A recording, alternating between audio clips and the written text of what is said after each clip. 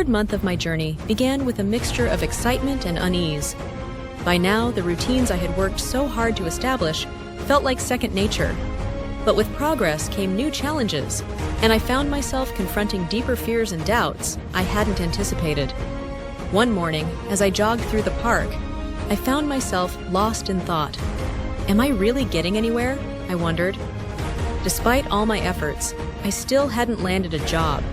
While I had made strides in my personal growth, the external results felt elusive. The weight of uncertainty began to press down on me, and for the first time in weeks, I felt the urge to give up.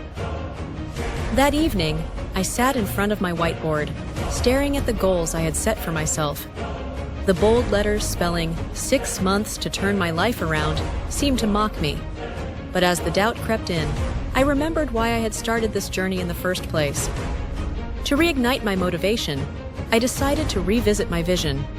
I added a new section to the whiteboard labeled Lessons Learned, where I began listing everything I had gained so far. Discipline. Waking up early and sticking to a routine had taught me the power of consistency.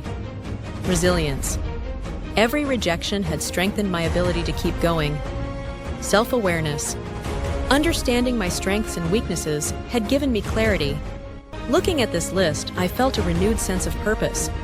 I realized that success wasn't just about reaching a destination. It was about the person I was becoming along the way. The following week, I decided to step out of my comfort zone. I had always been hesitant to network, fearing rejection and awkward conversations. But I knew that if I wanted to create new opportunities, I needed to put myself out there. I started by attending a local career fair. The idea of walking into a room full of strangers was daunting, but I reminded myself, this is part of the process. Growth happens outside of your comfort zone. As I entered the venue, the buzz of conversations and the sight of professionals in suits made me feel out of place. My hands trembled as I approached the first booth. "Hi, I'm Ryan," I said, forcing a smile. The recruiter's friendly response put me at ease, and as we talked, I felt my confidence grow. By the end of the event, I had collected several business cards and even scheduled an interview with a promising company. The next few weeks were a whirlwind. I attended interviews, followed up with contacts I had made, and continued refining my skills. But amid the progress, setbacks still found their way into my journey. One particularly disheartening moment came after an interview I thought had gone exceptionally well. The hiring manager had seemed impressed, and I left the office feeling optimistic. But days later, I received another rejection email. This time, the disappointment hit me harder than before. What am I doing wrong? I wondered. Doubt swirled in my mind, threatening to undo all the progress I had made. Instead of letting the rejection define me, I decided to seek feedback. I emailed the hiring manager, thanking them for the opportunity and politely asking for insights on how I could improve. To my surprise, they responded with constructive advice.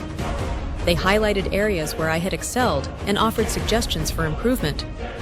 Their words felt like a lifeline, reminding me that rejection wasn't a dead end, but a chance to learn and grow. As the third month came to a close, I experienced a breakthrough. One of the companies I had connected with at the career fair invited me for a second round of interviews. This time, I approached the opportunity with a different mindset. Instead of focusing solely on impressing them, I focused on being authentic and showing genuine interest in how I could contribute to their team. The interview felt more like a conversation than a test. I spoke openly about my journey, the lessons I had learned, and the goals I had set for myself. To my surprise, the interviewers shared their own story of overcoming challenges, and we bonded over our shared experiences. By the end of the meeting, I felt a sense of connection that went beyond qualifications. A week later, I received the call I had been waiting for. "Congratulations, Ryan! We'd like to offer you the position." I was stunned. After months of hard work, self-doubt, and perseverance, I had finally achieved one of my major goals. Tears welled up in my eyes as I thanked them and accepted the offer. Reflecting on my journey, I realized that the struggles I had faced were not obstacles but stepping stones. Each rejection, each moment of doubt had taught me something valuable.